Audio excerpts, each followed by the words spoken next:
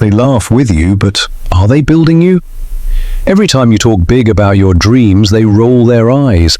They distract you when you're focused, joke when you're serious, and celebrate your comfort zone more than your growth. They're not enemies, but they're not allies either. And that's what makes them dangerous. Because your environment shapes your future, and your friends, they're the environment you chose. Seneca said, "Associate with people who are likely to improve you." But what if the people around you are draining you? If you keep company with the undisciplined, the unfocused, the lazy, the pleasure chasers, don't be shocked when your life starts to look like theirs. You think you're loyal, but loyalty to the wrong people is betrayal to your future. And the Stoics never tolerated betrayal, not even from themselves. This isn't about cutting everyone off. It's about waking up to a brutal truth. Your friends are either sharpening you or dulling your blade. In this video, we'll break down 8 Stoic lessons that will teach you how to choose your circle with clarity, confidence, and strength, not guilt or emotion. Because the strongest warriors aren't just disciplined alone, they're disciplined together. Choose your circle like a Stoic, or risk becoming just like them. Let's begin. The people around you shape the pace of your life. You may not feel it today, but over time, their habits, their words, their beliefs, they all bleed into yours. Epictetus once said, "The key is to keep company only with people who uplift you, whose presence calls forth your best." Now ask yourself, does your circle do that? Look closely. Do they challenge your excuses or laugh along with them? Do they encourage your discipline or tempt you with distraction? Do they talk about building a future or just escaping the present? Your circle either reinforces your values or erodes them. Imagine you're climbing a mountain. Discipline, focus, sacrifice. That's your gear. But the people you hike with, they either pull you up or slow you down. You say you want greatness, but you're surrounded by people who live for weekends, who chase cheap thrills, who fear discomfort like it's death. That gap between who you are and who you're around, it becomes your ceiling. And here's the dangerous part. Mediocrity is contagious. You start lowering your goals so they feel comfortable. You start mocking ambition to fit in. You trade momentum for belonging. But Stoicism doesn't care about belonging. It cares about becoming. Marcus Aurelius didn't surround himself with flatterers. He studied with philosophers, fought beside warriors, and wrote alone in silence. Why? Because he knew a man cannot grow strong by sitting with the soft. That doesn't mean you become arrogant. It means you become intentional. It's okay to outgrow people. It's okay to choose solitude over stagnation. It's okay to want more for your life, even if it makes others uncomfortable. You don't have to announce your distance. You just move. Talk less. Execute more. Let your standards speak louder than your explanations, and over time, the right people, the disciplined, the focused, the builders, they'll recognize you, because warriors walk together, and cowards gather. Your circle is your mirror. So if you don't like what you see in yourself, start by changing who's standing beside you. You were not made to fit in, you were made to rise. You ever wonder why your goals feel heavy around certain people? It's not because they're impossible, it's because they're unsupported. Every time you speak about discipline, someone laughs. Every time you talk about change, someone shrugs. They don't mean to hold you back, but they do. Because comfort loves company, and when you start to grow, you remind them of everything they're not doing. That's why they mock your ambition. Not because it's wrong, but because it threatens their comfort. And if you're not careful, their voice becomes your doubt. Seneca warned, associate with people who are likely to improve you. Now ask yourself, who's improving you? Who in your circle is sharpening your focus? Who's reminding you to stay calm when chaos hits? Who's calling you out when you slip? Not to shame you, but to raise you. If the answer is no one, then you're not in a circle. You're in a cage. You don't need people who nod at your weaknesses. You need people who challenge them. You need people who say, I see more in you, now act like it. And if you can't find them right now, don't settle, walk alone. because walking alone with purpose will take you further than walking with fools in circles. The Stoics didn't fear solitude, they embraced it. Marcus Aurelius ruled an empire, but wrote to himself, alone. Epictetus taught that freedom comes from detachment, not just from desires, but from distractions. So here's a hard truth. Some friendships expire, not because of hate, but because of direction. And when paths no longer align, holding on is self-betrayal. This isn't about being cold. It's about being clear. Clear about where you're going, clear about what you're building, and clear about what you won't tolerate anymore. Small talk, small minds, small lives. Because your time is limited, your energy is precious, and your mission is real. So guard your circle like you guard your goals, because both will determine your future. And remember, you don't have to hate people to leave them behind. You just have to love yourself enough to keep climbing. The weak won't always look weak. Sometimes they smile, they joke, they blend in perfectly. But underneath the laughs and casual talk is something dangerous: distraction, envy, and quiet sabotage.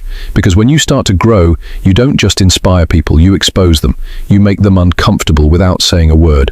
Your consistency reminds them of their laziness. Your focus shows them their chaos. Your purpose highlights their lack of one. And instead of rising with you, they try to pull you back down, subtly. They'll say you're too serious. They'll ask why you're changing. They'll laugh at your routines, your boundaries, your silence. But don't be fooled. This isn't concern, it's fear. Because if you succeed, they'll have to face themselves. Seneca said, "He who is not a good servant will not be a good master." So how can a man who hasn't mastered himself support your journey? He can't. He'll distract you, not always on purpose, but always with results. You'll skip the gym for one more drink. You'll postpone your goals for just one night. You'll share plans with people who've never built anything, and before you know it, your growth is on pause. That's why the Stoics were ruthless about influence. Epictetus taught that your progress depends on who you spend time with. He said, if you want to improve, be content to be thought foolish and stupid with regard to external things. In other words, they won't get it. Let them laugh. Let them misunderstand you. Let them whisper when you leave the party early. Because you're not here to impress them. You're here to lead yourself, and leadership requires sacrifice. Sometimes that sacrifice is comfort. Sometimes it's company, but it's always worth it. Because the moment you let small minds guide your decisions, you shrink to fit their world. And you weren't built for small. You were built for strength, for clarity, for something higher. So when the laughs come, smile back and walk away. They'll mock you now. But remember, those who mocked Marcus Aurelius still sleep in forgotten graves. But his words, they live on. So choose your legacy, not their approval. There's a reason you feel drained after hanging out with certain people. It's not just their words, it's their energy, their lack of direction. Their fear masked as humor. Their subtle attacks on anything that smells like growth. At first, you try to help. You share a few books. You invite them to join you in something better. You think, maybe they just need a push. But Stoicism teaches us to recognize the weight others place on our minds and to drop it if it slows our walk. Marcus Aurelius said, "The soul becomes dyed with the color of its thoughts." Now ask yourself, what color do your friends paint your soul? Are you calmer or more anxious? Are you focused or scattered? Do you feel empowered after being with them or just entertained? Because every interaction is an exchange, and some people are just too expensive to keep close. They gossip, they complain, they celebrate mediocrity like it's a lifestyle. And when you try to pull away, they guilt trip you. Don't forget where you came from, but that's the thing, you remember exactly where you came from, and that's why you don't want to stay there. Seneca once wrote, "Associate with those who will make a better man of you." It's not about pride, it's about precision. Your time is limited, your attention is fuel, and if you're pouring it into people who only want to coast, you'll eventually start drifting too. So be ruthless, not cruel, just clear. Protect your mind the way a soldier protects a weapon. Keep it clean, sharp, focused, and don't apologize for needing space to grow. Your real friends won't feel abandoned, they'll feel inspired. They'll respect your boundaries, not resent them. Because those who truly want to rise will never hate the one who starts climbing, and those who do. They were never climbing anyway, they just stood close enough to pretend. You're done pretending, you're building, you're separating. Because when you protect your circle, you protect your future.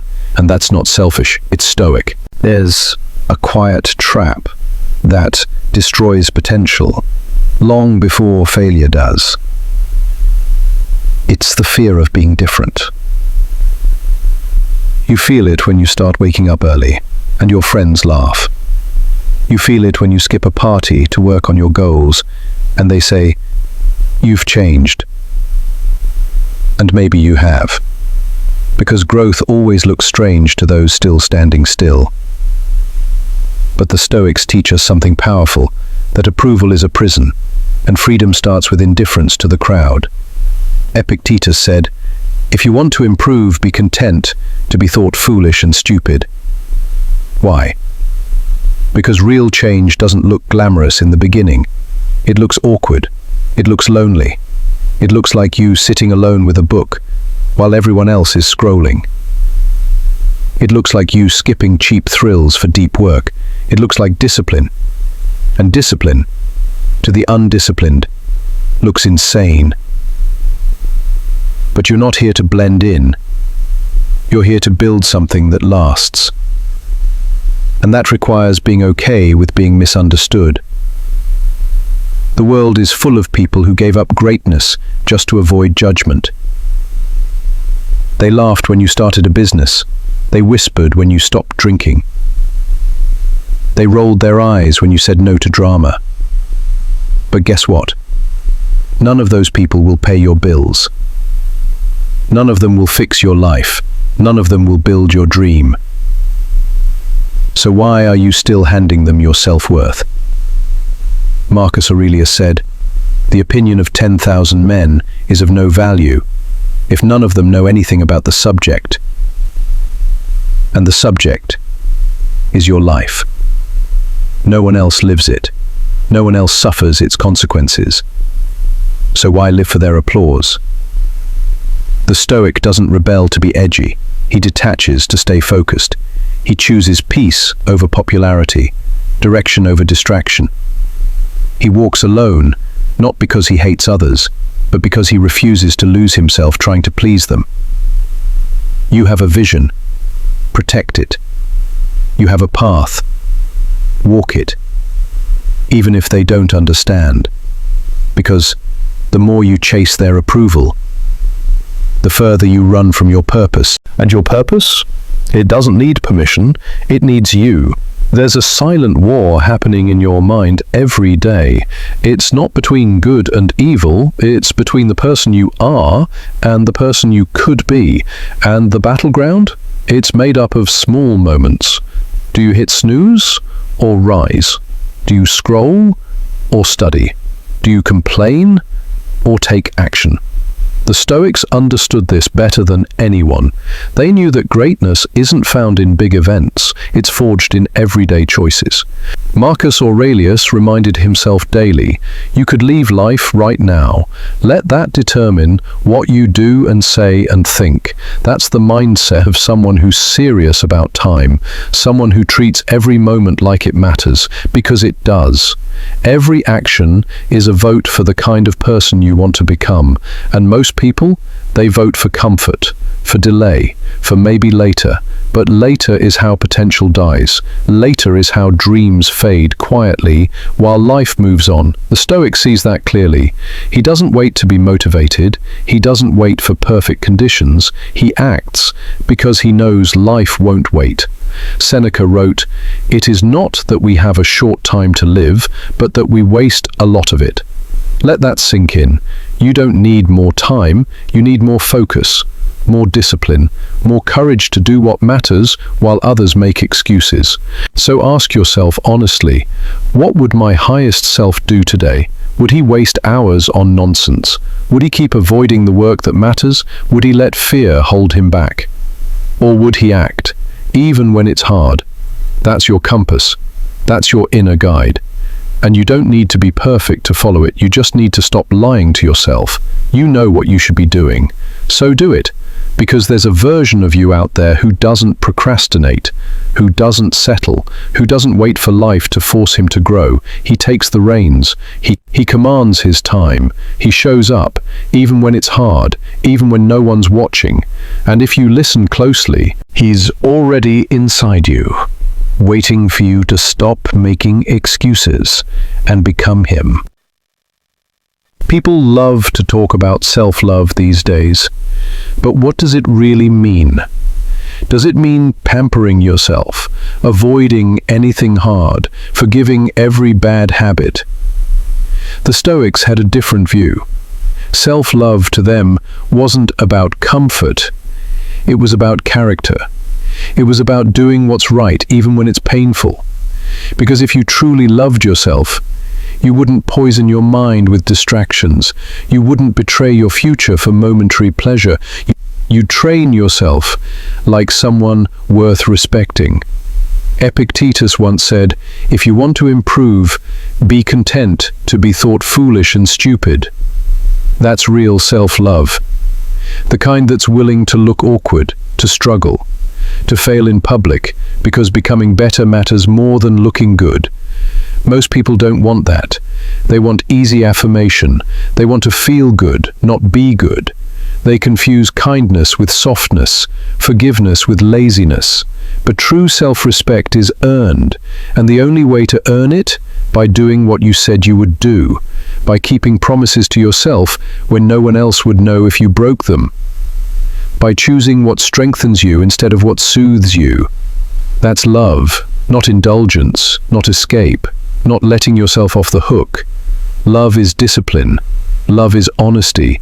Love is saying, "I expect more from you," and then proving you're capable of more. Because here's the truth. You are. You're more than your distractions, more than your bad habits, more than your lowest moments. But you'll never rise if you keep letting yourself slide. So the next time you want to treat yourself, ask, is this helping me grow? Or is it just helping me hide? Is this love? Or is this sabotage disguised as kindness? You already know the answer, so act on it. That's what the Stoics would do. They wouldn't pity themselves. They wouldn't lower the bar. They'd raise it. They'd build a self worth loving, through virtue, through struggle, through unwavering effort. And you can do the same. Because self-love isn't soft. It's sharp. It cuts away the lies, it burns off the weakness, and it leaves behind someone solid, someone real, someone you can finally respect.